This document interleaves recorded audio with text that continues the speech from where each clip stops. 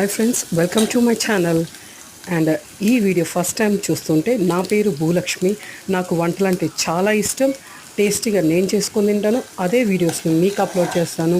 Friends, ఇవాళ పెసరపప్పు, just పెసరపప్పు అంటే ఇది చపాతీలకి సూపర్గా ఉంటుంది. కావాల్సిన పదార్థాలు: మంచి పెద్ద సైజు ఉల్లిగడ్డ సన్నగా తరుక్కోవాలి, దాంట్లో కొద్దిగా సాల్ట్ వేసుకోవాలి, కొద్దిగా పసుపు వేసుకోవాలి, తగినన్ని జీలకర్ర ఆవాలు వేసుకొని బాగా తాలింపు పెట్టుకోవాలి.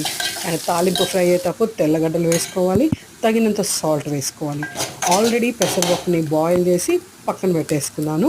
అదే పెసరపప్పు మీకు కనిపిస్తుంది. ఆ పెసరపప్పుని తాలింపులో వేసేసేయాలి. వేసిన తర్వాత మెల్లగా గంటతో కలపాలి. కలిపిన తర్వాత అన్ని అంటే కొద్దిగా